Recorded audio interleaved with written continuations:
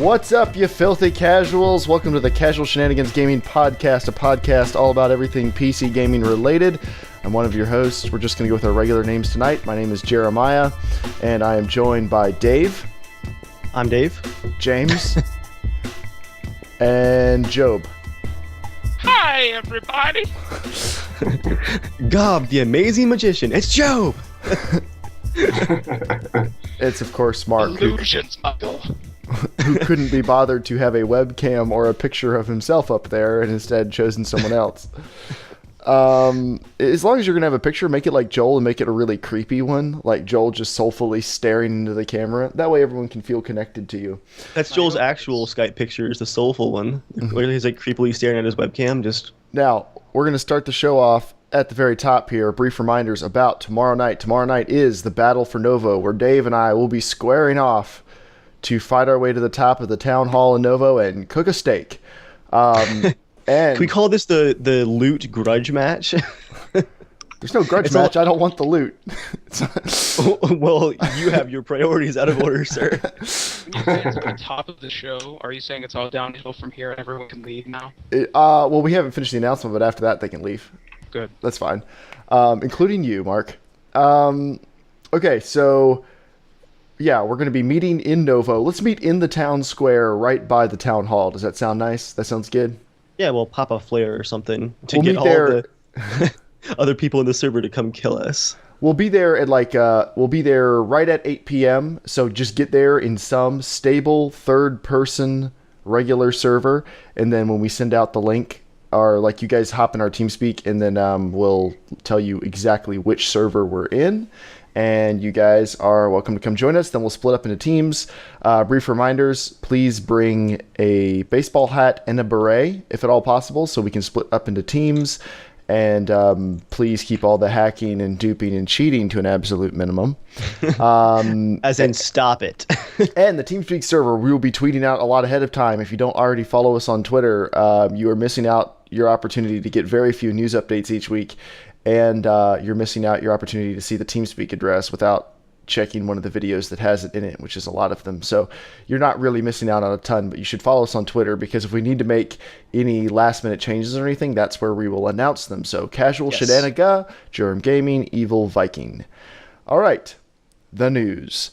Our first news item. We have a lot of news items that at least somewhat relate to Gamescom, because Gamescom is going on this week. Probably everyone knows about it. If you don't, Gamescom is big this year. Yeah, it's basically it's E3 it's for E3 Europe. Part 2, yeah. Yeah, it's a lot really of big this year. really big announcements coming out, so a lot of cool things. Ultra Grunt says he has 4 baseball hats, 4 berets, a yellow construction hat, and a bright orange boonie hat. Ultra, please bring guns. That would also be good. The battle's gonna start. Ultra's like, all right, I got my hats. No, actually, he doesn't need to bring them. guns, because Daniel's going to be like, take a look in my protector case. I am carrying, I think, 5 guns at the moment, so I'm gonna pass out guns and ammo. I have 2 boxes of ammo too. I don't care about the loot. Anyone on Jeremiah's team is going to be sorely disappointed. I have an SKS with, I think, 5 bullets right now, so I've got ammo for both teams. You and Ultra will make a really good swap there. Hey, but you know what our advantage will be? Dave will be sitting on the hill for like 2 hours watching and waiting, and my team will actually be getting crap done. I won't just be watching, Jeremiah. I'll be sorting all my inventory. Oh, this is out of order. This You got a PDR podcast, there, Jeremiah? no, this podcast is brought to you by Diet Dr. Pepper, not Dr. Pepper 10, which it should be, but lo and behold, neither Costco nor the local Walmart carry Dr. Pepper 10 in cans, so sadness is me tonight. Okay. Rise of the Tomb Raider, the sequel to the reboot of the Tomb Raider franchise. That is the best they could come up with for the name. It's the Rise of the Tomb Raider. Tomb Raider Rises. Yeah, that's the only other way they could go with that, is the Tomb Raider Rises. I don't think we should be talking about Tomb Okay, Raider but see, and the last- Rising anything in the same Why? sentence here. Why? Let's just move on. Okay, so Dave just started playing, so he's new to the whole Tomb Raider thing. okay, but like I am playing actually the last one from last year, so I got it for $5. it's a good game. The last one was a really good game, very Is he giving enjoyable. you Rise? All right, and we're moving on. There it is. The Pants 10 Rises. The what rises? The Pants 10. Oh. So subtle. So anyway, it was a reboot of the Tomb Raider franchise, and spoilers, Dave, at the end of the game, she kind of fully becomes Tomb Raider. Like, throughout the game, she's mostly just a scared young woman being beaten to death by the game designers.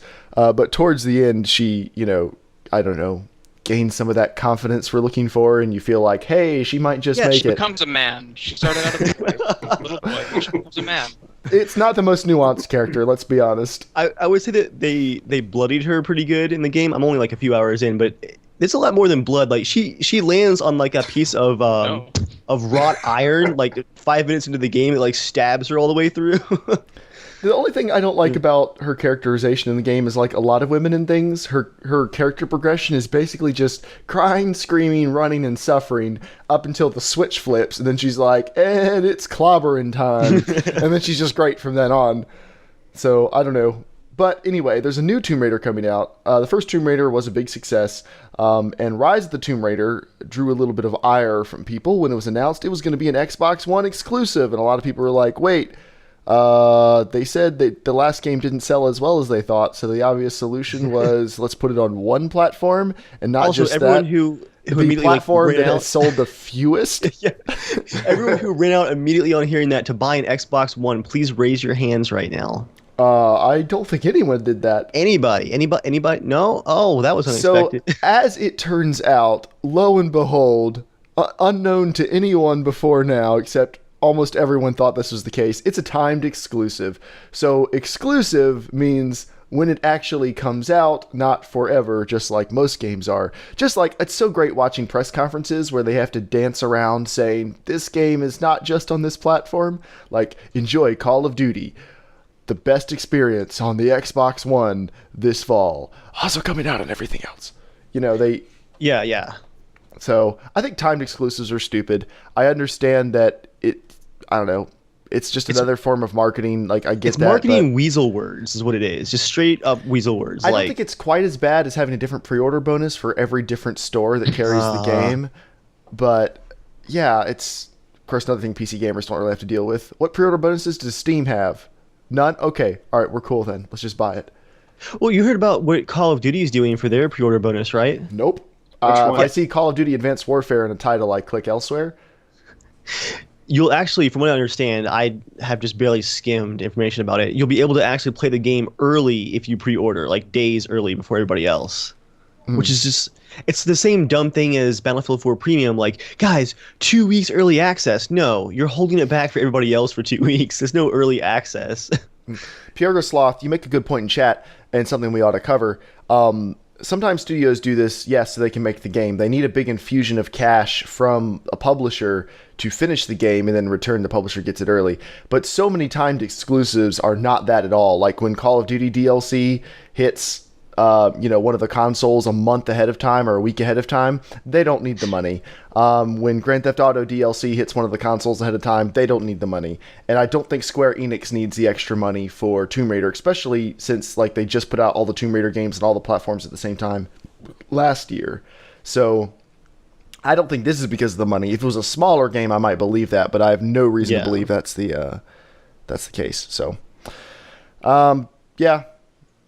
It's going to be coming to everything eventually. So, does anyone care past that? No, I mean I'm only 2 hours into 3 hours into the one from last year, but I love the survival elements and like the kind of groundedness of the game. Plus, you're exploring like ruins for loot. It's basically my game.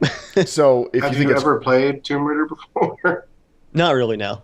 I was going to say, that's pretty much every Tomb Raider game. if you think it's grounded, you haven't got to the Uncharted part yet, where you just murder like hundreds and hundreds of people. Have you gotten to that part yet? There's hundreds of people on this little island. They're all bad. It's fine.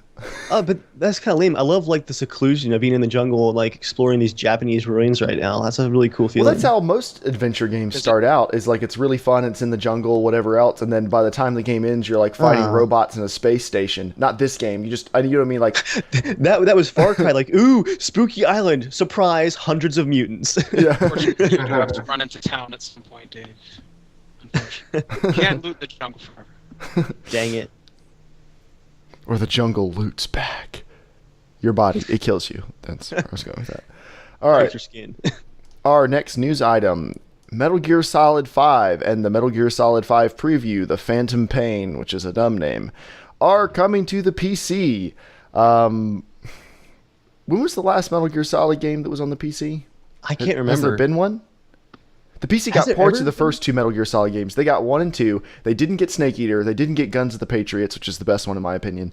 Okay. And but they are getting the Phantom Pain and let's see, Ground Zeroes. And Ground Zeroes. Yeah, and they already got Metal Gear Rising earlier this year.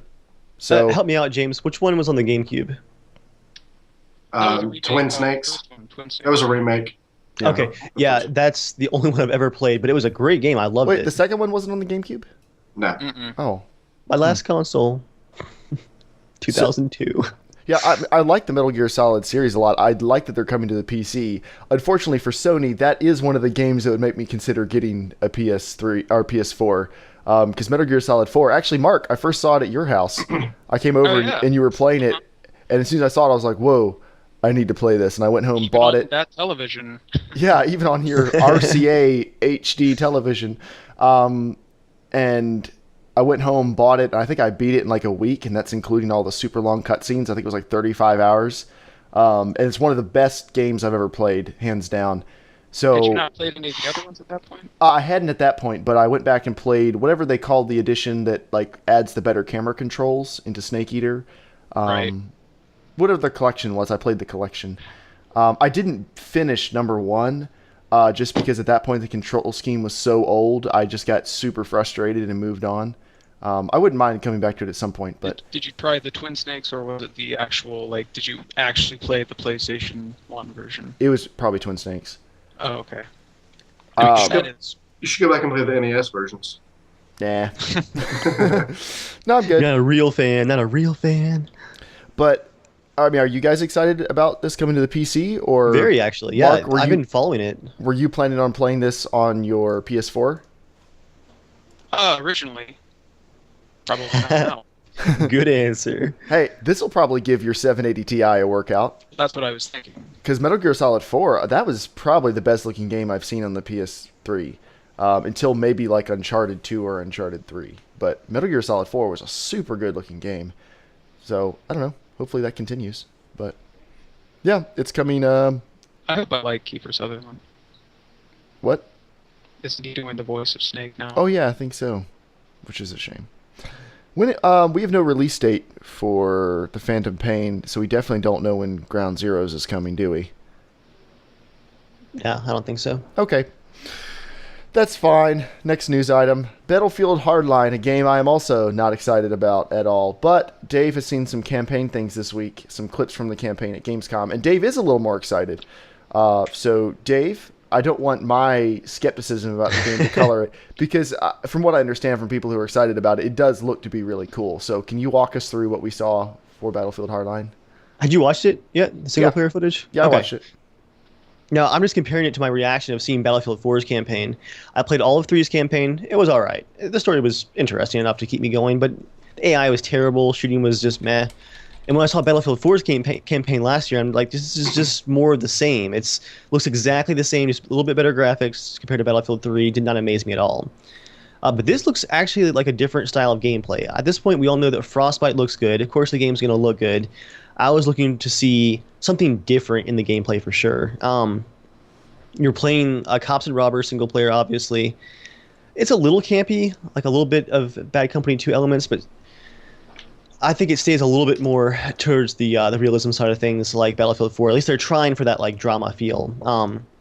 But the cool part about the gameplay is all the non-lethal and stealth options, which compared to Battlefield 3 and 4's campaigns of classic shoot the cardboard, cut out enemies till they stop respawning and then move forward. Mm-hmm. That was fun to see. Like, I can't think of any other single-player game where you can tase, handcuff, pepper spray, and baton people instead of killing them. Like it's like a viable option is you can actually be a cop instead of just killing everybody, which was kind of cool. Although, of course, about halfway through, they got spotted to show the gunplay. he walks out, he stands out in front of a bunch of enemies and just stands there until they all alert. I also like the use of the badge. That was kind of cool. He just walked up to the first two guards at the outpost. You went offline there for a second, Jeremiah. Yeah, I had to tweak it small settings. Back online now. Okay. Good, he walks up to the outpost out in the desert where this criminal drug gang or whatever is at, he walks up to the two guards who like pull their rifles on him, like, "Who are you? You know, what are you doing here?" And he like pulls his badge out and he's like, you know, "LAPD, put the guns down, get on the ground." And one guy's like, "Oh man, like I'm not really affiliated with these guys, like I don't know what's going on," and he like handcuffs him, which was kind of cool. Like it was a bit funny because you like kind of had to keep your badge and like your gun at them. Otherwise, they had like this like little bar where they would get more agitated and might shoot you. Sounds a lot like another Cops and Robbers game that we play on a regular basis. You're describing like this amazing system that I'm pretty sure Payday 2's had for how long? 2 games now. Yeah. Okay, cool. It's a pretty similar system for sure, but yeah, it's just I'm not just trying to rain on the. the parade. I just feel like I got to bring that up. Like you're pretty much describing Payday 2 at this point. It's definitely got some parallels. Although you're playing as the cop, though. It's the flip side of it. Yeah, but in gameplay, it didn't really look that much different. Like you're subduing people guarding stuff, just like in Payday 2, you're subduing people guarding stuff. You can flip who they technically work for, but well, for me, that's a big deal. Like Okay. I wanted APB to be a good game so badly. I want a Cops and Robbers game. And I'm gonna be bitter about APB for like the rest of my life. I think I'm never gonna forget the atrocity that was. But I wasn't wowed by the footage, but I was impressed that it was different. It was very different from both the Battlefield 3 and Battlefield 4 single player walkthroughs. So everything I've seen since the beta looks like they're really trying to go back to that initial concept and make use of it, and not just be Battlefield on a smaller scale again. right. So you're excited. I am intrigued. I You think. gonna pre-order? No. I'm just gonna keep checking in. Absolutely not. We're gonna get like 2 weeks out, and I'm just expecting there to be some announcement. And you're like, That's the sound I'll make. Actually, it probably would be. What if they would send you? What if they would send? Well, you already got dog tags. What would they have to send you as a pre-order bonus for you to crack? It has to be something physical because I know how you are. Actually, GameStop is doing. If you get a pre-order, I think they're still doing it. You get the badge with the like the main character's like badge number on it. It's like the LAPD badge. It's like in this cool little velvet box thing. Mm-hmm. What if they sent you a replica 1911 with your gamer tag inscribed in the slide? Or grips. What if they sent you grips for your 1911 as a pre-order bonus? You're listing a lot of things that I could buy if I wanted to for actual firearms, but don't because they're really cheesy. All right, I'm just trying to find something that'll. Would coffee mugs work? I'm just going down your list of vices. Wow. So you covered Engraved guns, tacos. yeah, Engraved tacos. You covered guns, coffee, tacos. We added some PC parts there. We'll be good to go. No, really, there is nothing that will make me pre-order the next Battlefield outside of like a 50% discount. If it was going to be $30, I might pre-order it and take the risk. But at full price, there is no way. All right. I'm gonna be very careful. Subscription to Loot Crate. Let me do the math real quick. What if they gave you 30 gold battle packs? 30. I hate that word so much. Battle pack. Battle pack and Levolution are like trigger words for me now. Oh, that's a new news item. Keep going. Sorry. But just to sum it up, as far as Hardline goes, I'm going to be very carefully watching reviews because I really like where it's going. But until I see the reviews where they've like played 10 or 12 hours, not this Battlefield 4 thing of It's not going to be 10 or... Oh, you mean of multiplayer. I was going to say, there's no way the campaign's 10 or 12 hours long. Because the thing about Battlefield 4 is the glaring issues didn't show up for a day or two when people were like, wait, we're getting kill trades and all these ping and netcode issues. Like at first... the game seemed pretty solid, and then after a few days, everyone's like, wait, this is like a house of cards. So yeah, I'm going to watch carefully, hope for the best, but I'm going to wait. All right. Our next news item, Call of Duty Advanced Warfare comes out this fall, and they have taken one of the most revered aspects of Battlefield 4, and they are bringing that to Call of Duty. Yes, you're thinking correctly. Levolution is coming to Call of Duty. And battle packs, I heard too, actually. Fantastic. It's not called Levolution, but in the trailer, they talk, for multiplayer stuff, they talk about map-changing events, and there's a tidal wave. Does that sound familiar at all? Who on the Call of Duty development team has read anything about Battlefield 4 and thought, man, the gamers are really after that Levolution stuff. They seem to really be going for that. But it makes such great trailers, and that's all it's good for. If they want a good trailer, they just need to start with our netcode works because it does. That's their whole marketing campaign. Our netcode works in less than 8 months of patching. That's a big deal. Call of Duty works on day one. That's kind of their thing. Every game has a few little issues on launch day, but by and large, Call of Duty is a smoothly running experience on day one. That should be their entire marketing campaign. That's all they need to say. Hey, we're another one of those franchises that's gone on way too long. It's getting kind of tired, but ours works. Speaking that won't make you sick and kill you. Speaking of parallels between Battlefield 4 and the new Call of Duty, I heard that the new COD's going to have over 300 weapons. Is that true? That's got to be. I have not heard that, but that's got to be like including permutations and stuff. That can't be true. Battlefield 4 had what, like 100 and some weapons? Just really? So much bloat. I haven't unlocked that many. So much bloat. Interesting. Speaking of bloat, DayZ got a new patch. What a segue. There are now sharpened sticks. And they serve a purpose, though, a very cool purpose. And there are sounds when you stab truck tires with things, but the other sounds still don't work correctly, in case you're wondering. Actually, those don't work half the time. The tires. There are a few tiny glitches still in this stable patch, like sometimes the player may not be able to attack at random. I think that was the number one. That was like the top line of the notes. I laughed at that one. I was like, come on, guys, figure out a better way to say that, please. Sometimes the attacking doesn't work. It's like the Battlefield 4 glitch that you and I got back in late December, where it's like occasionally the player's WASD keys will stop responding in game. It's like, wait, what? that was like, I've already done my rant on that for Battlefield 4. Like when the W key would stop working, it's like, come on, guys. Most other games already have this down. Which is how I feel about DayZ sometimes. I'm like, I've played so many games where the character jumps when you press the button. Explain to me why in this super simulation engine they can't just have a normal jumping button. Like you press the button, go for it. Does it have to be verified by the server so you can't fly? It's actually, that's half of it. The first part is that the current jump is a script. It's a framework for the jump system, and then it also has to be verified by the server. Right. So how come? Are you saying they're going to fix it? How come Dave? How does Quake from like 2001? How did they have jumping? It's part of the engine now. Originally, when Quake was in alpha internally and they were writing the game, they probably had a jump script that was later encoded into the engine as a feature, as a function in the engine. So what's happening here in DayZ is they have scripted a jump function that now has to be reprogrammed into the engine, which they're doing right now. But you admit that most other games can do stuff like jumping and opening doors are not like these colossal undertakings. Most other released games available as a retail product. Even a lot of pre-ordered ones. Minecraft, when one dude built it and it was available as like the alphiest of alphas, jumping worked. Jumping was smooth and jumping worked. Actually, I had a lot of problems with jumping. There was also a lot of item persistence too. I had a lot of problems in Minecraft with jumping. I remember the jumping patch in Minecraft actually, where they made it easier to like run up heavy slopes. Do you remember that? Yeah. Like it used to be really bad. I mean, that's a bad example in my opinion.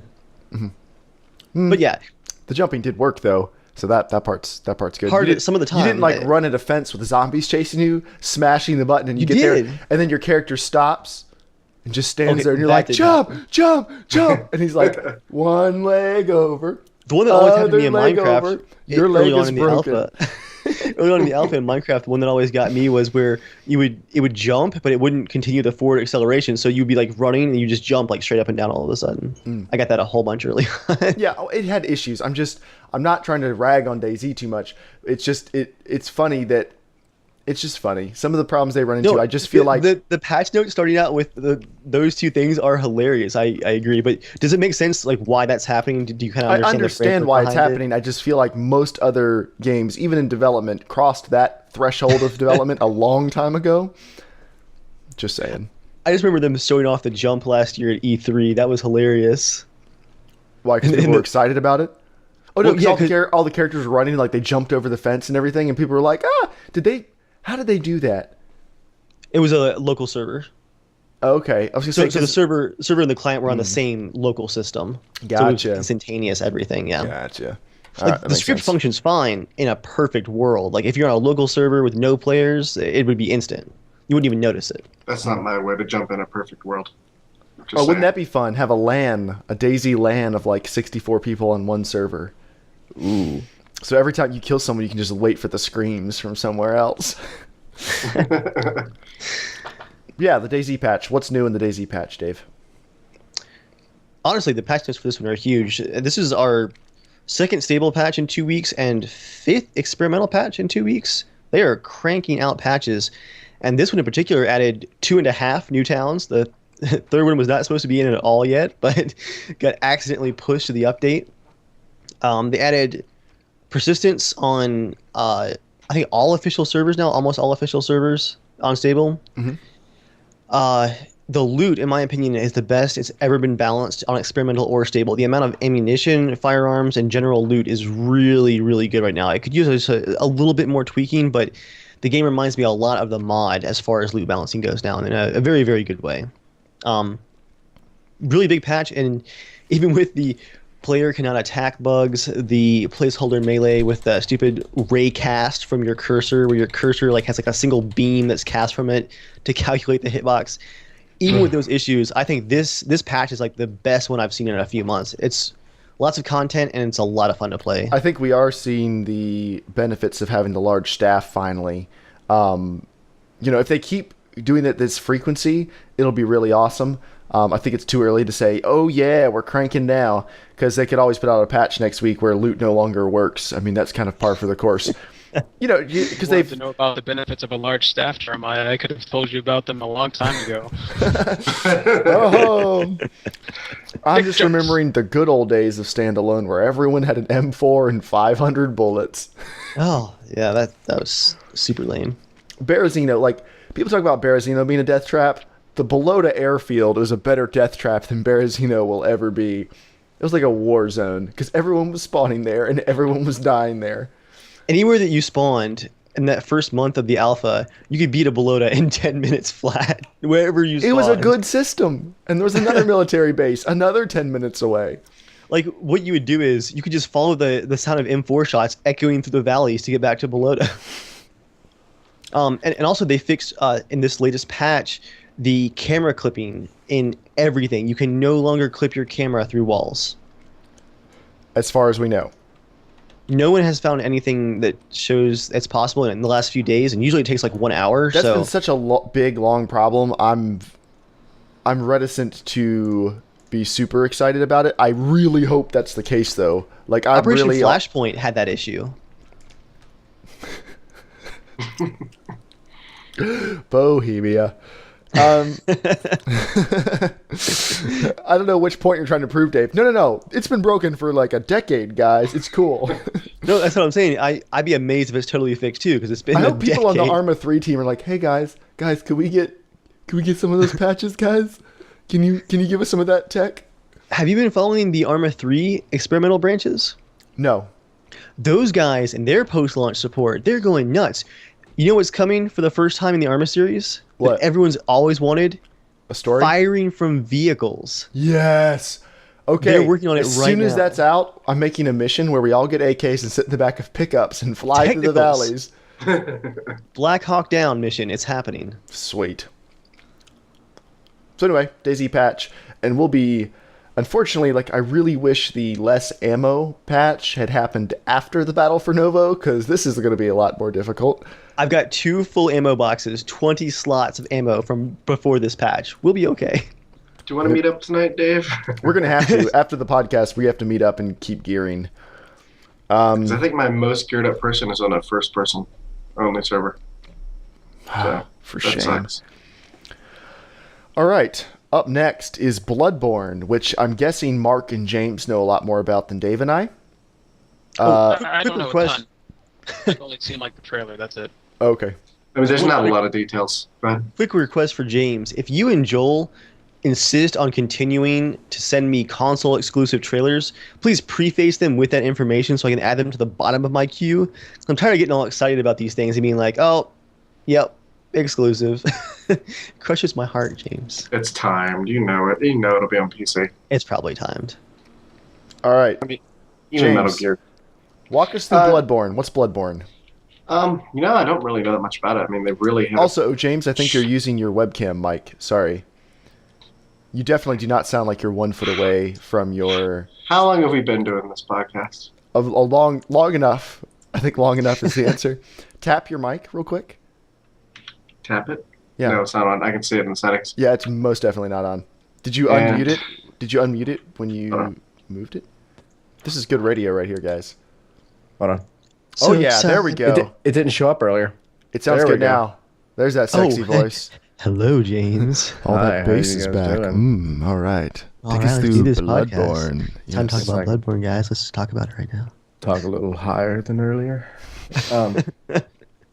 Yeah, I don't know much about it. I mean, I played starting in Demon Souls and then playing the Dark Souls game. It's from the same creator, and I think it'll be in the same vein. But Dark Souls 2 is not from the same team that did Demon Souls and Dark Souls, and this will. Oh, really? That's why people are excited about it. Wait, who made Dark Souls 2? Just, I guess, a different division from everyone's left. Fraudsters. The head guy, like, I'm not sure how to say his name, Hidetaka Miyazaki or something like that. Yeah, that's probably not it. He had, well, you're close. Is it? would you like to try? No, Man, I don't even know what his name is. I'm just guessing we're white, so yeah, that's probably not the correct way to say it. Wait, no, you're giving it away. That's a major spoiler. People don't know that. He didn't have anything to do with Dark Souls 2, or not much, from what I understand. I don't know. I haven't Same read a lot. company, though, right? It is. Okay, so I mean, okay.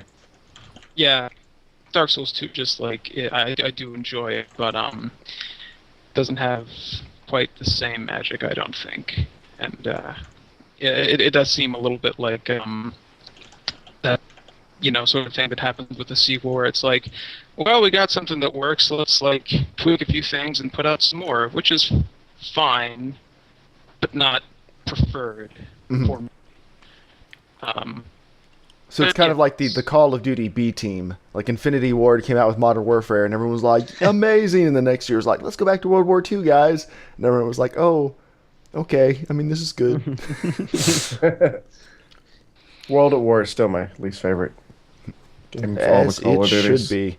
So what is Bloodborne? It's a game from the original Dark Souls team. So in its setting it feels like Transylvania. We were talking about this earlier. Yeah, it looks like Dark Souls Transylvania. It's got some vampire and like gothic elements. Lots of gothic elements. Which I like. I think it's just a really cool setting. I'm actually looking it up. Hopefully this will like go back to having like some cooler enemy designs, like Dark Souls 2. I don't love them. Not as creative, I don't think. Yeah, the only creative enemy designs I think I've seen in Dark Souls 2 are the Smelter. The Old King? The Smelter Demon? Whichever one looked... Watch those spoilers.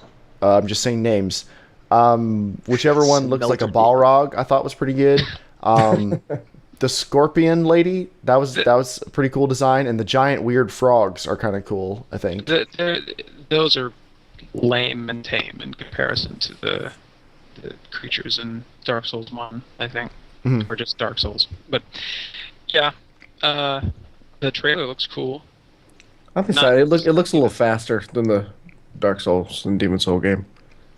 Like, it just looks a little bit more fluid. It's possible they're playing with a really leveled up character or something, though.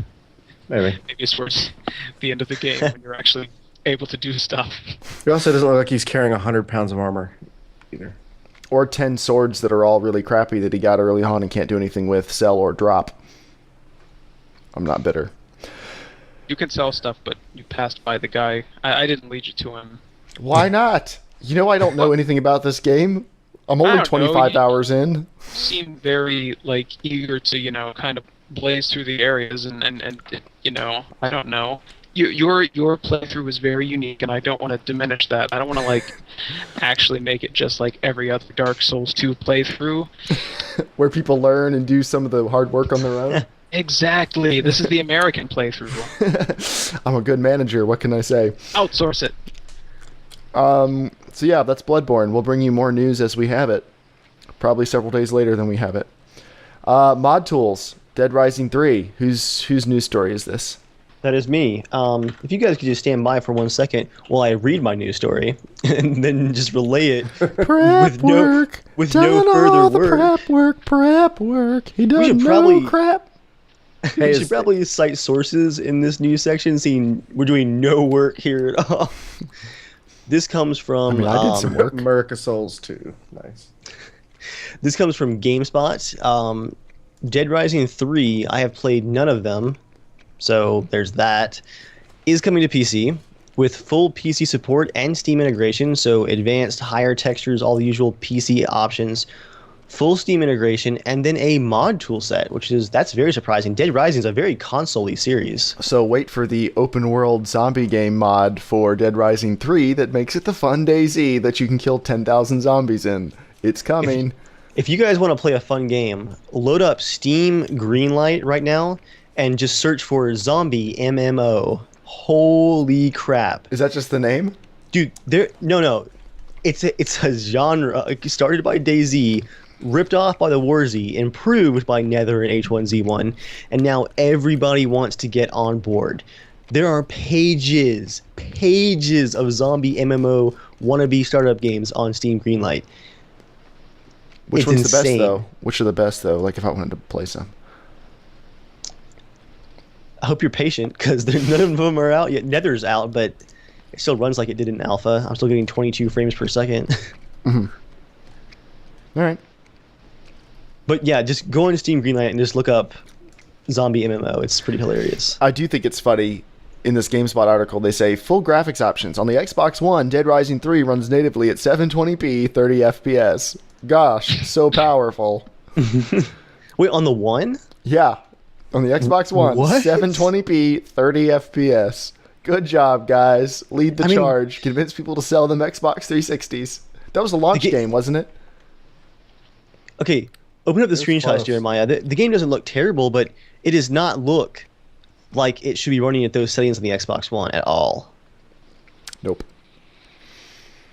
Man, what went wrong? It's a launch game. Most launch games kind of suck, to be honest. I mean, That's true. that's to be expected, but it's still What's just the- kind of funny. What's the other zombie multiplayer game that they just announced that actually looked decent? Do you remember? H1Z1? No. It was Actually- like literally like a week ago. I don't remember. I'm going to add a news story here. Just give me 1 second to Google it. Stand by. Stand by This is actually me. related. We call this news story 7.5. Do we have anything in there about the new Walking Dead game? Oh, I just pasted it, James. You know me well. Have you heard about this, Jeremiah? I have not. The former lead dev from Payday 2 and some of his team members. I'm listening. Or wait, no. Or is it his former studio? People who were involved in Payday 2, basically, have signed a long-term agreement to create a official Walking Dead co-op game. It's not due out till, 2016, I think? Yeah, it's got a while. We have a logo. Literally, it's a screen. How much would it suck if like the Walking Dead fire has died down by then and they're just putting out like, hey guys, come play our game. Anyone? No one cares. That's a big risk. If you're like, that'd be like someone starting a I don't know, starting well, it actually is. They're starting a video game for a TV show. You don't know if the show's going to be around. You don't know if people will still like it. Like, that's a big risk for a studio. Yep. But I don't know. It has a lot of potential, seeing nothing exists that we know of for it yet. But if anybody could do a Walking Dead co-op game right, I would bet on this studio, Overkill Software. Yeah, that could be cool. All right. Oh, I remember the name of the game, Dying Light. Okay, I've heard about Oh that. I yeah, don't know that much Dying about it. Light. No, I haven't. What's it steal? It looks probably more in the vein of like Left 4 Dead, like that kind of like more arcadey. It's like But a it looks really good. kind of Dead Island-ish too, I think. Yeah. Like, it's a sort of open world-ish game, but the zombies are more powerful at night, and they can like parkour at night. Everything's have more to- powerful at night. I don't even know what that means. I was gonna let that sit out there for a while. Well, now it's awkward, guys. Give that joke some settle time. I think Dying Light's actually a bit hard to describe, but check out the trailer. It's pretty unique looking. Okay, I'm pasting it in the chat Cool. if you want to check it out. All right, so last news item. What's the deal with No Man's Sky? Okay, so the two games that really even had me looking at consoles a little bit lustily out of the corner of my eye were Metal Gear Solid and No Man's Sky. Have you guys heard of No Man's Sky? I saw the stuff at E3 where they showed I it saw off. the E3 like little few minute preview of it. It's beautiful. I really like how the lead designer described how his team started out wanting to work in this game. He's like, when you're a kid and games were still pretty crappy looking, when he was a younger playing earlier consoles, and you're playing these games and your imagination is filling all the gaps, but you're going on these adventures and you're thinking like, man, like I can't wait to just explore things. And like he loved that discovery part of games. So what they're creating is basically a universe exploration simulator. It's going to create a galaxy, and you start on some random planet, and there's like other players out there, but you guys could be like across the galaxy from each other. And James, if I mess this up, feel free to cut in, because I know you and Joel have been following this pretty closely. I'll cut you if you mess it up. Don't worry. Oh, that too, actually. Cut in and then cut me later. So basically, you just go out and explore the galaxy, and every planet is like randomly generated with like unique vegetation and animals, and you can like name the planets that you discover, and you just fly around the universe discovering things. From what I understand, it's like SimCity universe, but with more of the exploration part. That's a terrible explanation. That does not make me excited. The cutting is coming, Dave. Don't worry. I started off strong, and just kind of tapered off there at the end. But that was a long time, very heavily implied to be a PlayStation 4 exclusive. Sony has tossed a bunch of money at the game, but it just came out this week that it is coming to PC. So there's between GTA 5, Metal Gear Solid, and this game, that's all of the exclusives that I was even eyeing. So I'm good to go now. But this game in particular, like, it sounds like a fun game just to relax, just explore and just like it's a different use of the medium, maybe. Mm-hmm. Could be very exciting, and it looks really, really cool. Mm-hmm. I don't know. Right now, all my space game love is being directed towards Star Citizen, which I really hope just makes all my dreams come true. And so far, it's been pretty dang fun. But it's gonna be a long time before it actually comes out, so who knows? But they seem to be pretty good at dropping like vertical slice tastes of what they're working on. Mm-hmm. Little packages. All right. That's the news. It's now time for Mail Time. You too can be a part of Mail Time by writing in to casualshenanigans@gmail.com or by tweeting at us or any other method of communicating with us. Show up at our houses. But don't. That's also fine. Let's not say that. All right. Okay, so we have 2 bits of mail. First bit of mail comes from Ripper Norton, a frequent listener of the CS podcast here. Ripper Norton, and I've asked before about PC gaming, but I wanted to ask another question. Sorry about that. Do you guys recommend buying the parts to build a gaming PC and building it, or buying a pre-built one? I've never had one, but I want a PC gaming rig, yet I don't know what the best way of going about it is. If you guys are doing a podcast tomorrow, I'd love your feedback about which one you all prefer, pre-built or custom. Thanks so much. I look forward to your response in the podcast tomorrow. Well, I think we could all agree we prefer custom-built ones. But the question here is not which you prefer, it's which you can do. Yeah. If you've never built a computer and you don't know anyone who's ever built a computer, you might be able to do it if you're pretty tech savvy and you can follow the directions to the T, because there's tons of helpful guides online. But if you've never done any of that before, you are probably looking at a world of hurt. You could get into it by like buying a cheapish desktop and then just replacing the video card, maybe.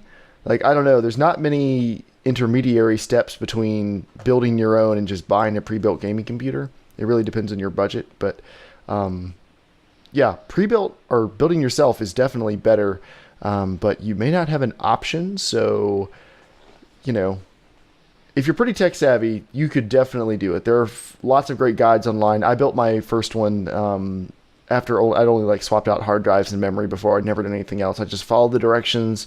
There were a few little issues, but I was able to get it all figured out. So you can probably do the same thing.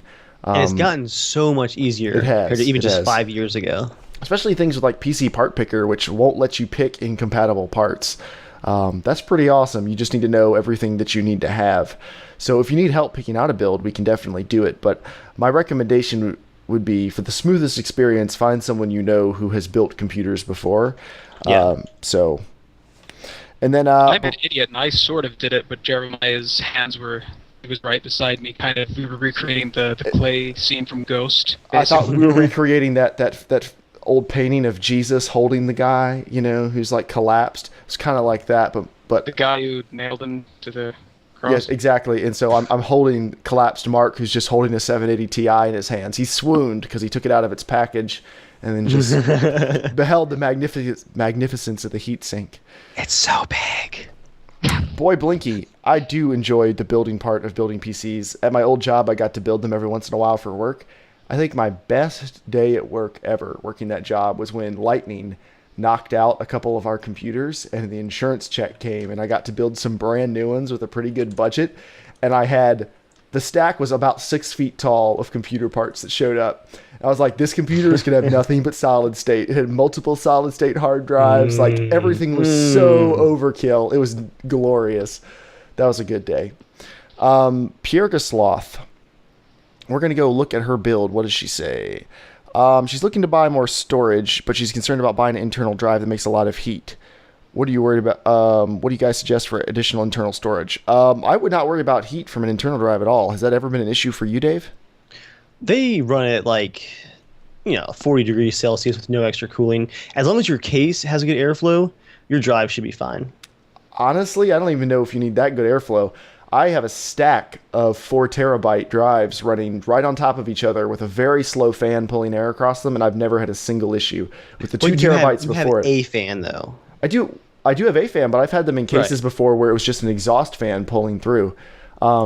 That will shorten the life of the hard drives. You do have to probably, have but when's the last time you kept a hard drive till it actually died? I'm usually upgrading every 3 or 4 years anyway, just for bigger ones. So if you plan on keeping this hard drive for the next 10 years, yeah, it might shorten the life of it. But, or if you appreciate your data. But you could just buy a 5400 RPM drive. It'll run a lot cooler. The Western Digital green drives, my green 4 terabyte, I hit write speeds well over 120 megabytes per second on a pretty regular basis. So, I mean, the seek speed's not amazing, but the performance is actually really good. You could get a low power drive and probably be totally fine. I mean, it's up to you, but that's probably what I do. So, all right. We're going to go to the last bit of mail, which is from... I'm clicking on the thing and Thunderbird's not bringing it up. Okay. One Call System writes in and says, "What's up, you filthy podcast hosters? What's up?" Then he writes about 500 words we're going to skim.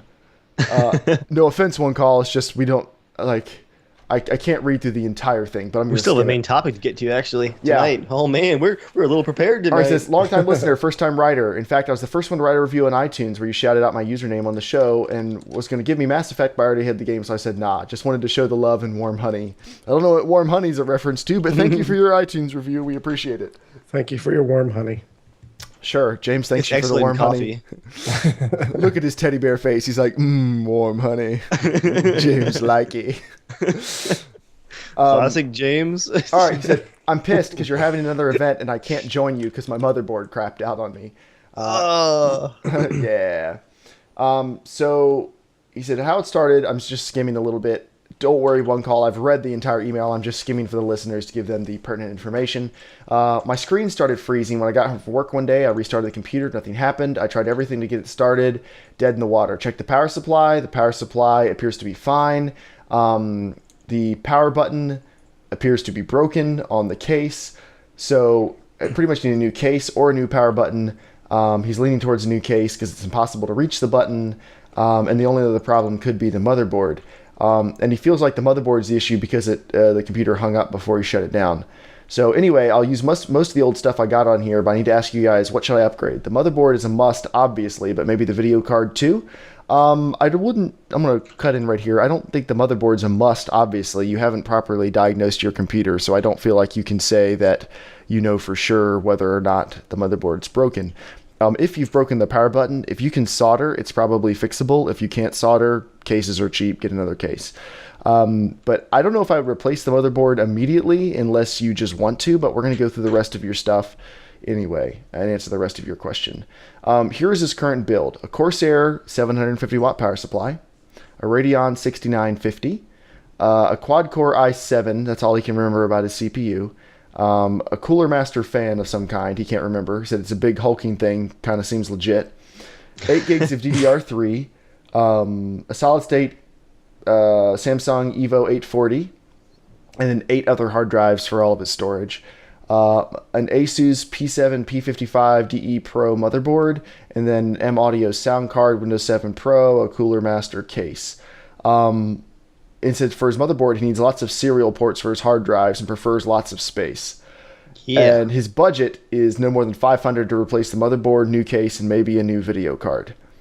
Okay, first things first, you don't know that you need a new motherboard. You might need it, or your computer might have just locked up and you need to properly diagnose it. But if you want to replace the motherboard, you do not need to replace your quad-core i7, almost guaranteedly. If you have a quad-core i7, it's probably still fine. Overclock it if you haven't. You probably can overclock if you have that giant Cooler Master fan. If you need lots of serial ports, that's because you're using hard drives that are too old. If you have 8 hard drives that are using serial ports, or at least some of them are using serial ports, they're probably smaller hard drives, so use part of your budget to buy a 2 terabyte drive and put all of them on it, and, you know... I hope he meant SATA. I really do. He said serial ports. So if you need SATA, good news. Most hard drives have tons of SATA ports. Could you... If he has a serial port? If he has a hard drive running on a serial port? Did they make any i7 motherboards that had serial ports? I had not seen a serial port since like 2007. Yeah. Well, let's assume for now he can maybe he just meant serial ATA. Maybe. Okay, well let's cross that bridge when we get to it. Please write back into us if you need if you need to clarify anything. Your CPU is probably totally fine unless the CPU was the thing that broke, but we have no real reason to believe that.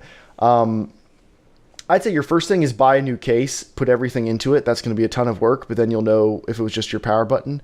And just taking everything out of your case and reseating it and cleaning it off and putting it in a new one could potentially fix whatever problem you had. If it's still not working and you feel like it's the motherboard, and again, from the information you've given me, I'm not 100% sure on that, then if you want to replace your motherboard, get a motherboard that's compatible with your i7. You're going to have to figure out what type of i7 it is, but when you move it to the new case, you could pull off your CPU fan and read the top of the processor. He can't get your computer on to use... What is it doing when he pushes the power button? Well, his power button appears to be broken, so nothing currently. But he got home one day and it was locked up. It was frozen, and he tried to restart it, and he couldn't get it to restart back up. So it very well could be the motherboard. Wait, how did he get it to try to get it to start back up? Like he literally just get any power to it? He couldn't get any power to it, but he tested his power supply to make sure the power supply was feeding power, and the power supply was. So he was able to boot up some fans and stuff off the power supply. So it's something else preventing the computer from booting. So the most likely thing is probably the motherboard. His motherboard may have a power button on the board hidden somewhere too to Possibly. boot it without using the power button on the case. Well, even if it doesn't have that, you can just jump the headers that connect to your power button. Like if you trace your power button wire, it's plugged into 2 little pins on the case.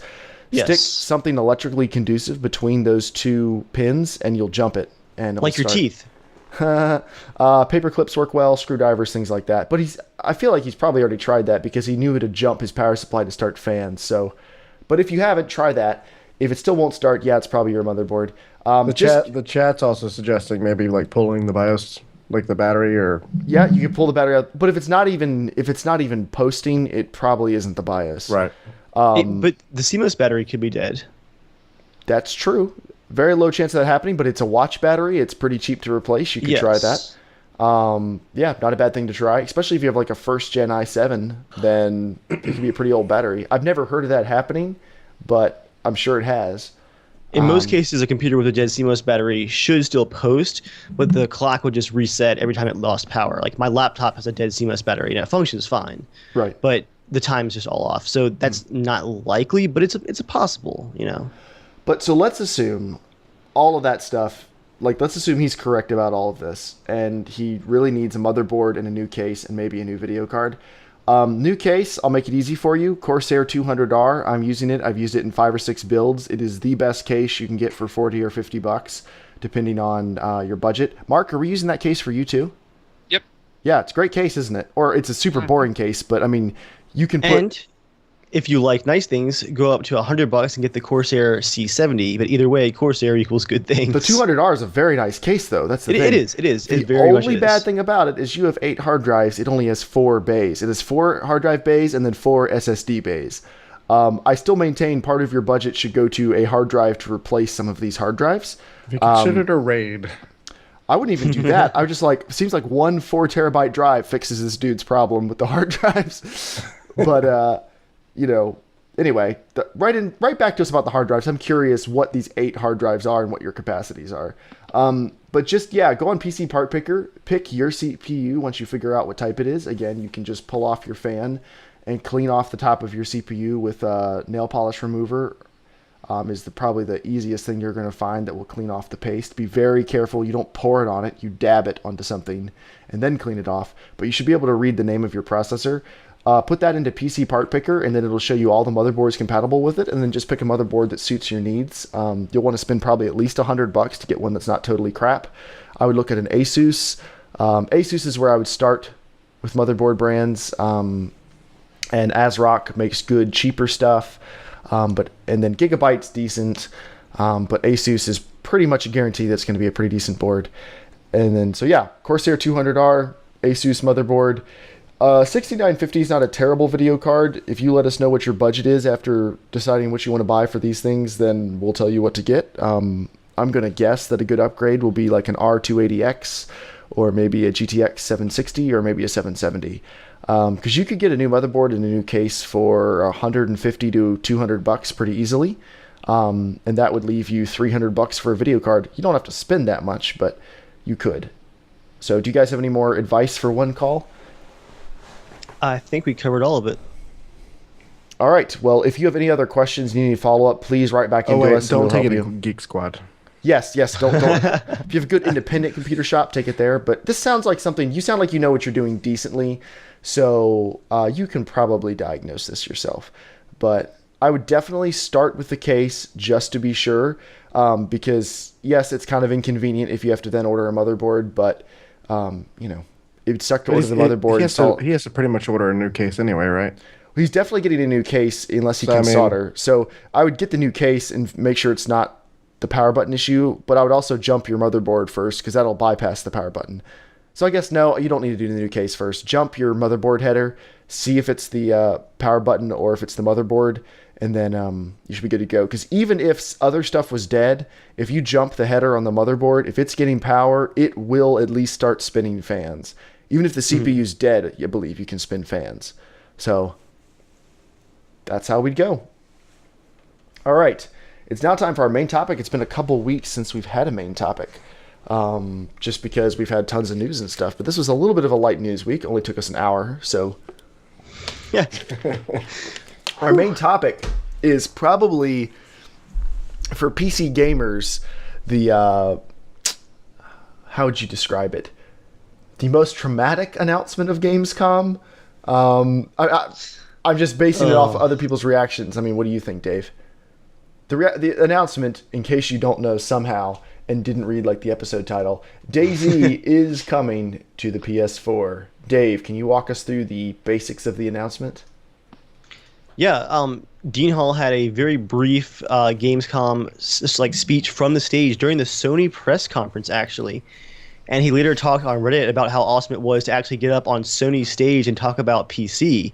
Because, did you see this part, James? Because my stream cut out when he was talking about this part, and I missed a good bit of it. What he basically said was how awesome it was to be able to do this crazy idea that no company would have ever supported, this permadeath open world survival game. Like, no player is going to want to play that. He prototyped it on PC, on this super clunky, super hardcore simulator game that had sold like 250,000 copies over 4 years. And here he is on Sony's stage saying that thanks to PC, he's able to now be making it into an actual game, and it's coming to PS4, all thanks to all this stuff on PC. Like, he got to say that from the stage.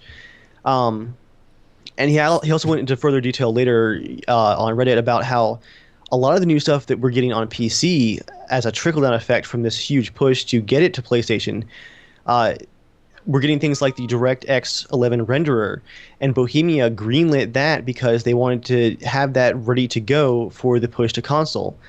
If it was just PC sales, that might have still happened, but it wouldn't be happening yet, probably. Like, it wouldn't be this like huge task that they're all working on right now. Well, that and the optimization push is something that is Now, a direct result. I imagine PC gamers were super happy that everyone else is going to get to play this game they've been playing for 2 years, and everyone handled it very maturely, correct? Honestly, I was honestly just disgusted by a lot of people's reactions.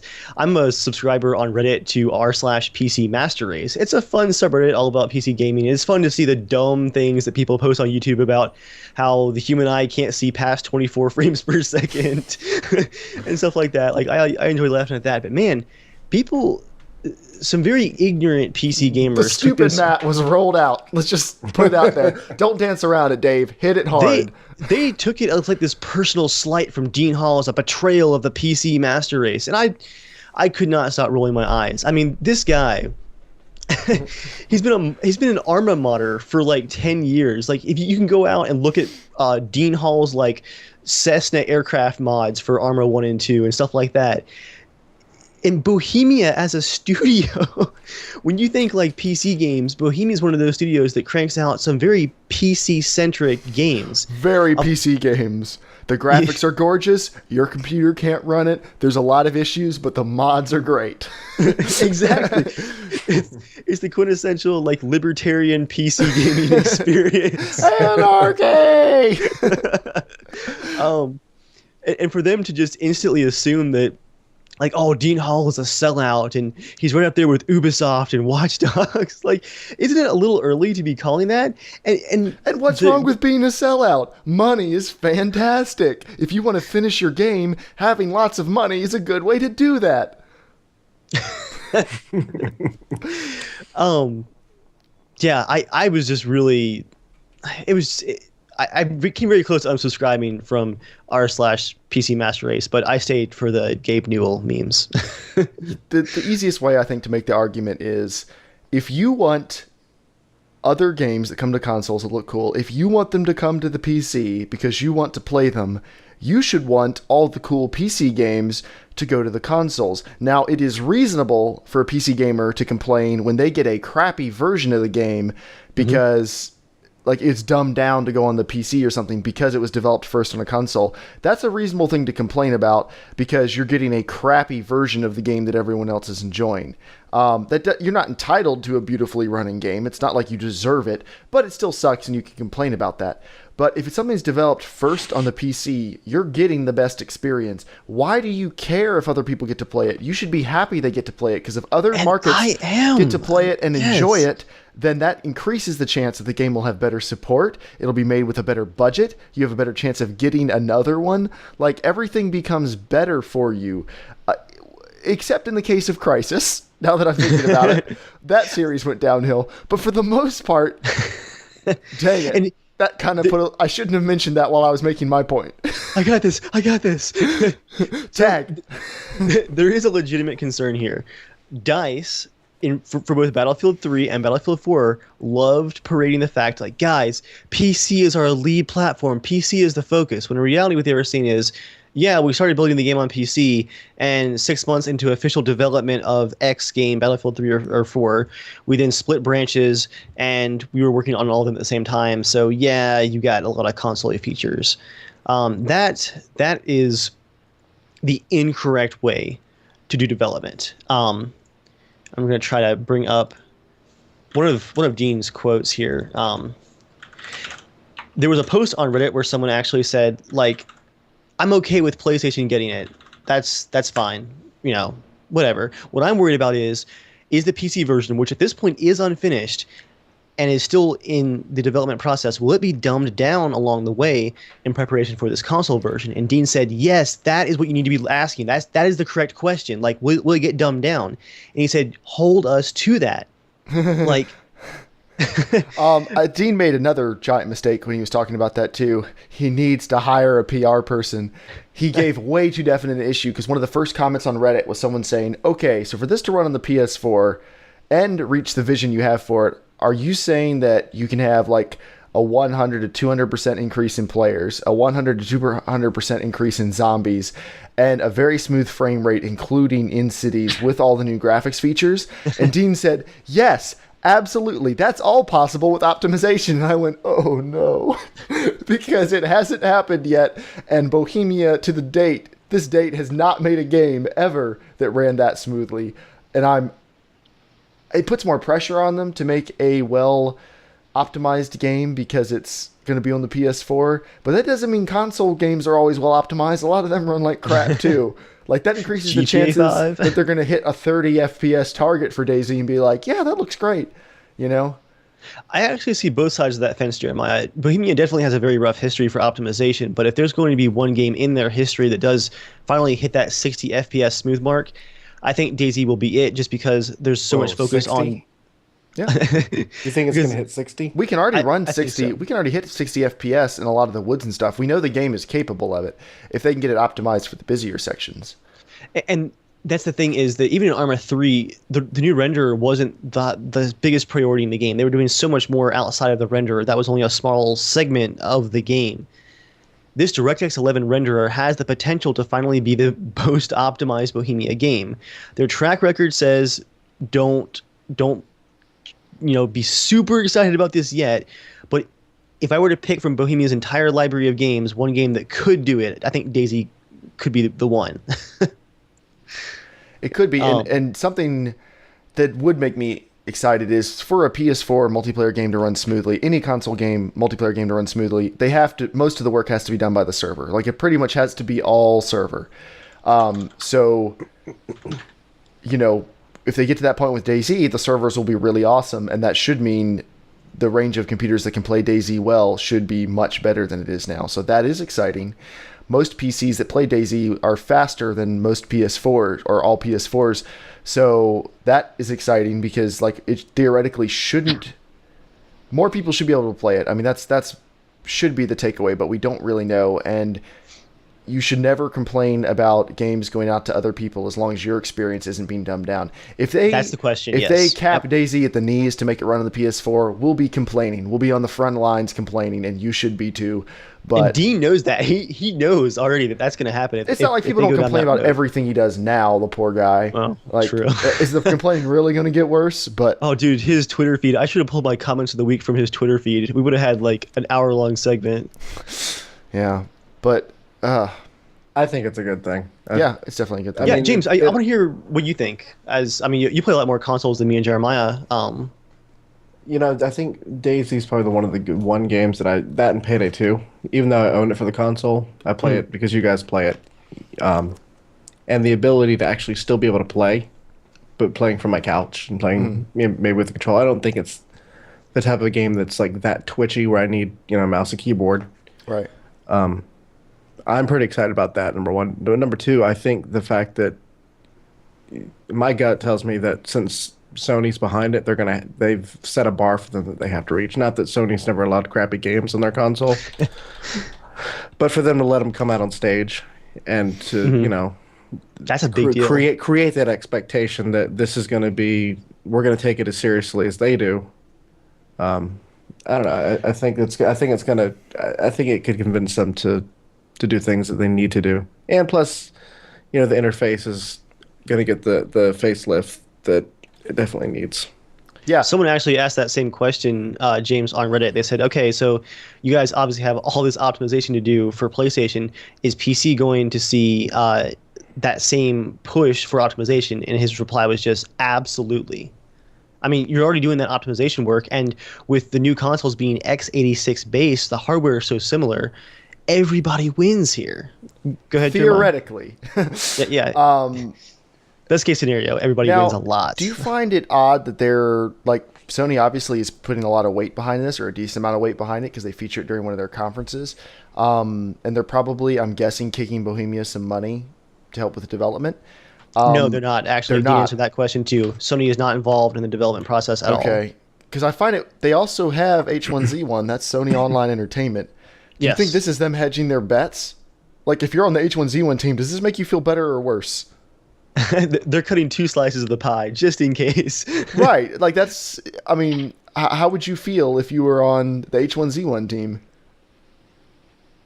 And Mark, we can't see if you're about to chime in, so just dive in at any time. I think I'm this is lighting a pumpkin scented candle. nice. It's getting close to fall.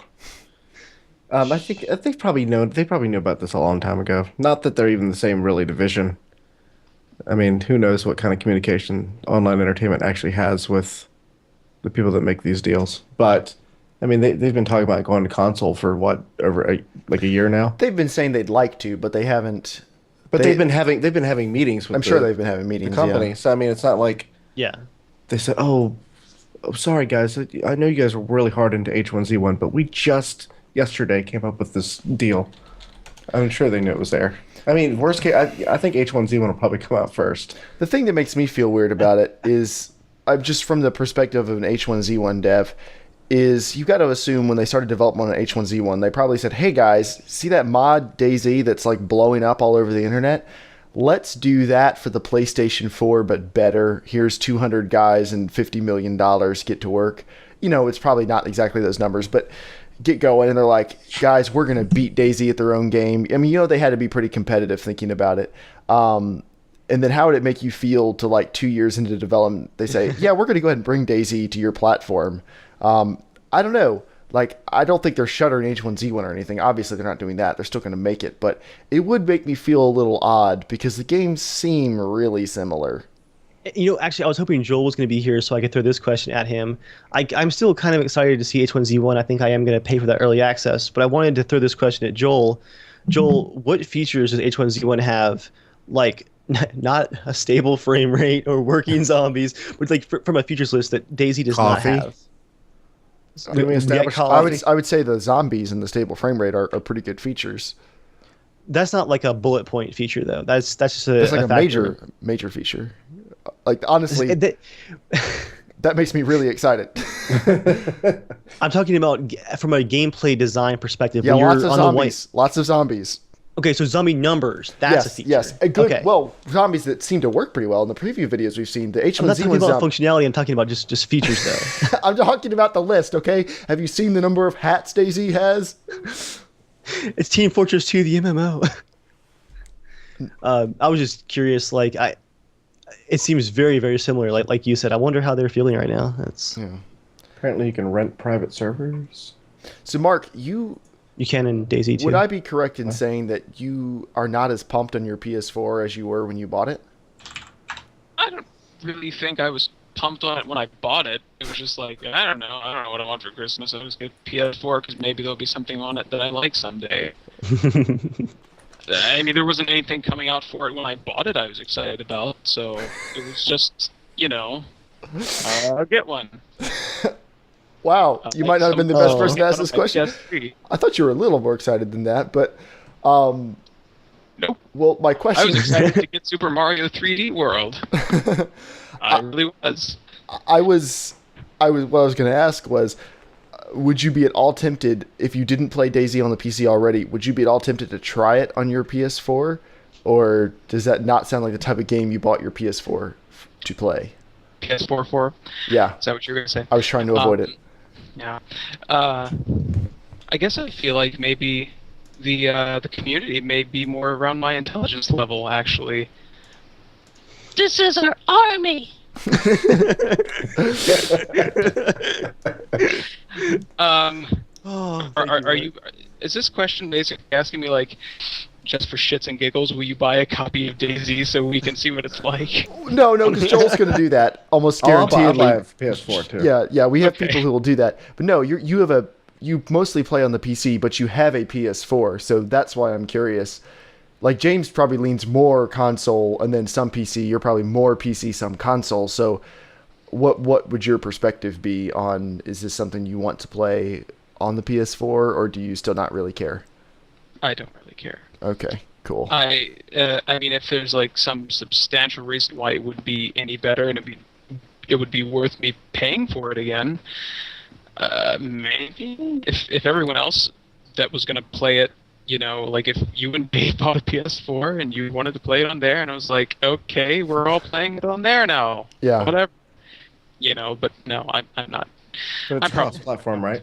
I mean, Cross-platform play? I doubt it. I hope. I mean, almost no games have ever been cross-platform play, so I sincerely doubt it would be. It'd be cool if it was.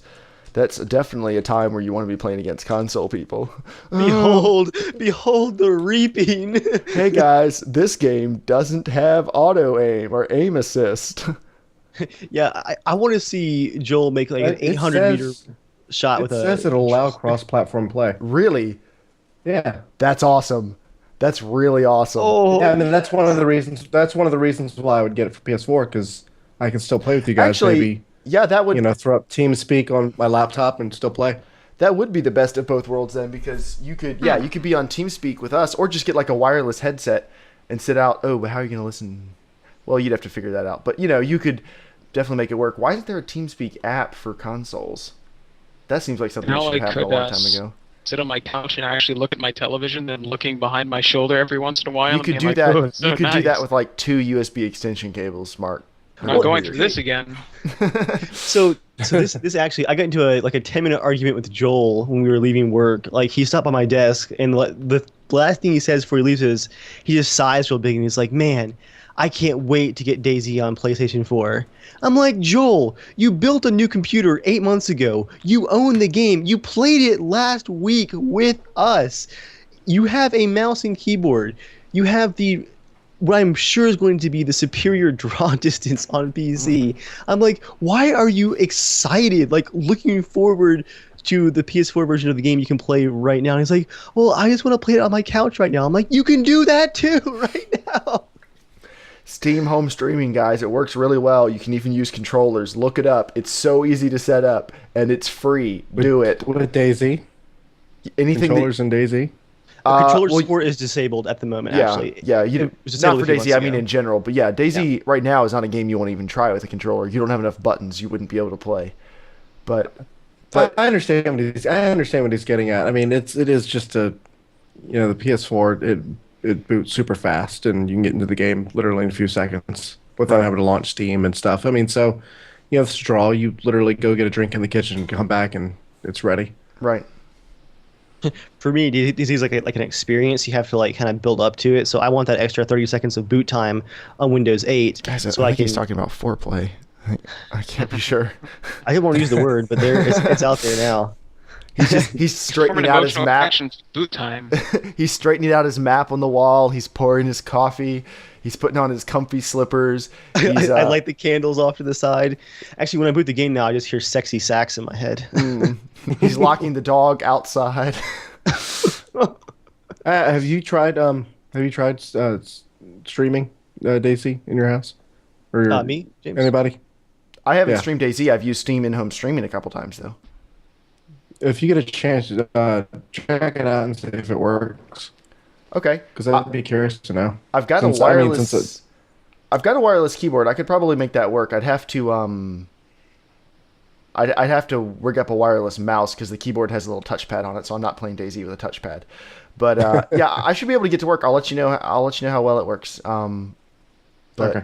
I actually discovered James when John was over a few weeks ago. We were playing Watch Dogs on my computer, but set up in the living room. But my controller, dongle, the wireless one for the Xbox controller, kept disconnecting for some reason. I figured out that the range actually reaches from in here. So I literally just pick up my controller off my desk, turn it on, and walk in there to the couch and sit down. And I use the controller across the house to play games on the TV. It's so awesome. I think I'm about maybe 10 feet too far from my wireless if I did that on my TV. Yeah. Just based on what they say your the house range is too big, James. Uh-huh. Mr. Suburbs. All All right. So that is our main topic, guys. Actually, can I end it with 2 quotes that I have saved up? Sure, you can. You absolutely may do that. I have 2 quotes directly from Dean Hall that answers 2 of those main questions that people had. And I say questions, what I mean is like baboon-like rants on Twitter. The first question is actually the legitimate one is, what's going to happen with the PC version that's not finished now that PlayStation is in development? And the answer to that is partially, this isn't the quote yet, but there is a separate team, part of that 160 people working on DayZ right now, total. Mm-hmm. There's a separate PlayStation team working on the PlayStation specific stuff. That's separate. Dean said, I would be very upset if PC gets watered down, if only because there is absolutely no need for that to happen. Wait a minute. Where's he going to get upset from? Back home? Working on a new project? Ooh. On his yacht, on a bed of money. He says, if we were developing this game from scratch and it was cross-platform, then what you describe here does often happen, like Skyrim. But we're doing it the opposite way. We're developing it on the PC first and the other platforms off to the side. And the last quote, and this actually talks about the performance patch too. Mm-hmm. Dean said, the way I see it, this is now a guarantee that we have to meet performance standards now. And it sees the PC leading, innovating with the refined result trickling down to console gamers. A win-win all around. I don't know. Most console games certainly don't seem to indicate that you absolutely have to optimize the game and absolutely have to hit performance standards, because a lot of them cut a whole lot of corners to get the game out. True, but it can only get better from here, I guess. It should get better. I'm not trying to sound like... I'm not trying to sound like a wet blanket. I am excited about it, but like coming to a console is by no means a guarantee the game's going to work well. But apparently Bohemia has set that as like a requirement, is it has to run well. Well, for them, I bet if they want to try to branch out their company, I mean, this is their chance to get it right. I mean, pick the one game that's put them actually on the map again. Well, the game that Bohemia made that no one remembers because it came out 2 months after the DayZ mod launched in April, they launched Carrier Command in June or July 2012, which was their first cross-platform game. It sold horribly, but it was like basically just a experiment. Like, how do we make a cross-platform game? Because they had no experience in that area, and that was their first experiments in the real virtuality engine of trying to go cross-platform. And I'm sure that some of that team is now working on DayZ and bringing some of that experience that was kind of thrown away to DayZ. Can you imagine, like, it's like the first time in the 15-year history of your company that you're doing a console cross-platform game, and you're overshadowed by a mod from a game from 4 years ago that you made? That's got to be a little awkward. I'm sure that went away really fast when they started selling. And selling, and selling, and selling. When you started coming into work in the morning, like you unlock the door and you gotta like squeeze past the stacks of money, like, dang it, guys. Yeah, everyone was like, guys, could you please stop being successful? The money sucks. Stop. No, please. Yeah. Guys, there's no more room in the parking lot for all the Lamborghinis, okay? Now, Dave, I have a question. What if there is console exclusive loot?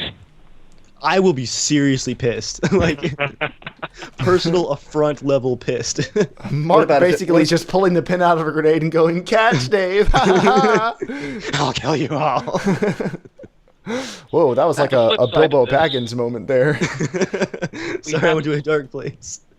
We have to remember that while the Chosen Generation did first receive the good news of Dean Hall, remember, console owners, you were simply grafted in. So, the good news is available to you now, but don't get too pompous. Okay?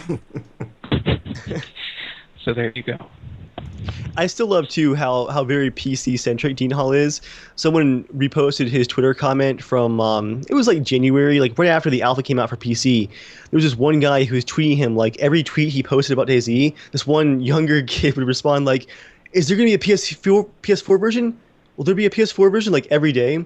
And so finally, Dina posted like a patch note thing about a DayZ PC patch, and someone replied with, "Keep up the good work," and then like the kid replied to both of them saying, "Is there going to be a PS4 version?" And Dean Hall replied and said, "Quiet console, or the adults are talking." Like I still love he just still has that like attitude where it's he's still very PC focused. He loves mods and Kerbal Space Program and all that good stuff. So if there's one developer that I would trust to not chop features off the game, it would be Bohemia at this point, with Dean still being there. If DICE were saying this, I'd be a lot more skeptical. So I'm curious. He's pretty much done in a few months, right? Or is he going to maybe stay longer Even in March, with the new direction? What he said in March, though, James, wasn't that he would be leaving at the end of the year. He said, "I'm going to leave at the end of the year if the project doesn't need me anymore." But then he also said, like, at that same time, if they still need me, I'm going to stay on for longer. So I would bet that that's now becoming the I'm going to stay on longer. I guarantee you that this won't be his last console game. No, I think definitely this is the opening relationship for him to start doing games for them. I think Dean actually might be a big part of the push to do more early access, more indie, a little bit more risky stuff on consoles, maybe. Yeah, I'd be okay with that. We have Minecraft on consoles now, so the floodgates are opening. Mm-hmm. Yeah, you never know. I mean, I'm okay with any games coming to any platforms as long as they're good. And everyone else should be too. And if you're mad about it being ported to the PS4, then you have something fundamentally wrong in your life that doesn't allow you to be happy about things. Yeah, I mean, really, guys, can you not be happy that other people are happy? Like, is that... And we're not saying you guys. I think most of our listeners are probably pretty cool and not making those complaints. I haven't seen anyone in chat complaining about it. No. But you guys in general, meaning the internet. The noise and the rabble. All right. Our last thing before we head out tonight is Comment of the Week. I don't have an analogy for Dave this week. But this is the part of the podcast where Dave reads all the comments, finds one that usually it's not like the worst one, it's the one that just makes the least amount of sense, or it's obvious that the person had no idea what they were talking about when they wrote it, and Dave presents it so we can all laugh at collective stupidity, which is really one of the only things the internet's good for. So Dave... Actually, this week is not about laughing at internet stupidity. We have a special edition of the comments of the week this week. James, you know where this is going. Yes. This week, I'm going to be reading choice comments from the season launch of Season 2 of our DayZ Breaking Bad series. This is going to be good. This is going to be good. For those of you not familiar, last year we did a DayZ mod Breaking Bad series. We had done like 4 seasons of Survivor Diaries where we weren't quite playing heroes. We were just kind of playing neutral survivors. And that was like our main playstyle. We had like comparatively much fewer murders than like friendly encounters. But DayZ is a sandbox game, and we're like, we want to try out all the different experiences in sandbox. So let's like just flip the scales, go to like the worst kind of bandits imaginable, and do things just because we can. We're now doing that again for 5 weeks in DayZ Standalone. We have a half season going of Breaking Bad right now on both my channel, youtube.com/evilviking13, and youtube.com/JERMgaming. And some of you guys weren't exactly thrilled with the sudden shift of direction in our DayZ playstyle. So, in other words, welcome new subscribers. This one definitely made me laugh right here. It kind of sums up the reaction I was hoping for. I'm a little disgusted by what you did here, quite honestly. Wouldn't say this is quite as much fun to watch as your older friendly strategy. Then again, if you can't fight them, join them. Where was... Oh, yeah, just a very simple comment. I hate this series. Just saying. Thanks for watching. Like, rate, comment, and subscribe. It really helps us out. You should use that to plug Patreon. Yeah, if you want the murdering to stop, give us more money. It's like a hostage situation. This one guy, after we murdered those 2 fresh spawns at the beginning, he's like, "Oh man, that's effed up. Was not expecting that from you. More, please." It's just, I love like this shock, like holy crap, followed by, yeah, do that again. Oh, just wait. Like this one was like just kind of kind of flat as far as enthusiasm goes. It's like cheesy trolling. Not really a fan, but keep on keeping on. It's like, I love how we're kind of just like leading people by the hand gently into murder and mayhem. And what's so fun about these comments too is we had these exact same kind of comments in our first season when we took that left turn just for, a season of a different series where we broke bad, did all this horrible murder. Like people were like freaking out at first, but by the end, it was hilarious to see like how everybody was like so excited for each new episode. Like everybody was getting really into the murder and the robbery and the trickery. So those are the comments of the week. They should watch us play the big bank heist we did on Payday 2. Where we murdered everybody. Yeah, we released a video. A video came out for that. It was pretty dark. There was one guy who was like genuinely so quickly a bit and disturbed so by efficiently, though, James. I mean, the murdering was just happening, like body after body, and then 5 seconds later, there were no more. It was actually kind of quite beautiful when it was all. It was like quiet. a dance. It was like a dance of James with his brass knuckles going. Just beating them to death slowly. All right, that is the podcast, guys. So before we go, we're going to whore out all of our stuff. As usual, you can always support us on Patreon if you want to. That pays for such things as the new TeamSpeak server and new mics. I promise new mics are coming for some people. Some people just need stands, and then some people just need to not lean back in their chairs every once in a while. I mean, maybe James, maybe just don't do that. Sorry. Oh, now he sounds like a console gamer. This mic only has one volume, all of it. Hey guys, I'm at the back building. Can we get this process started? What are you, retarded? You guys want to join my clan? Yes, you can follow us on We're just trying to see the new town. Spoilers.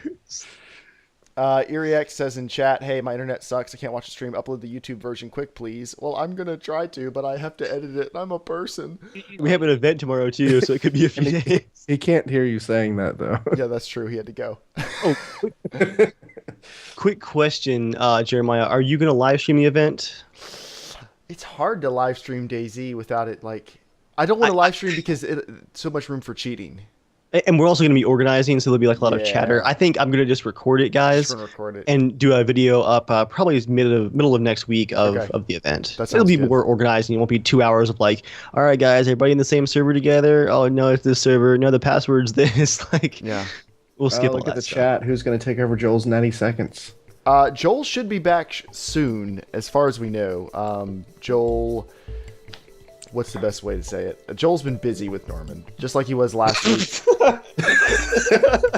That's not the best way to say it. No, that was the best way to say it. That's what you came up with? Joel's been real busy with Norman. Yeah, it's the best way. Maybe we could read some of the Joelisms since he's not here. That just got me because at work today, Joel walked up to me. He's like, "Man, I have just really been pounding Norman this week," and then he just stopped and he's like, he just walked away. He's like, "Nope." Wait, say that again. I gotta type it on the list. It was something along the lines of like he just walked up. He's like, I'm just really tired, Dave. Like I just really pounding Norman this week, and like I just smiled a little bit. He just walked away. He knew, he knew what he said. Well, come out tomorrow night, 8 p.m. Try to get there like 15 minutes early. We will be there early. Hop into the TeamSpeak. TeamSpeak is not in this chat, but we'll be tweeting it out, and you can go look at last week's podcast if you. Need the TeamSpeak server information. Be geared. Third-person stable servers. Please come ready to rumble. Thank you for watching the show. As always, follow us online, Casual Shenanigans, JERMgaming, or Evil Viking on Twitter, and you can write in the show, casualshenanigans@gmail.com. So thank you, everyone, for watching. Thank you, everyone, for subscribing. Thank you, everyone in iTunes, for listening. And as always, stay casual.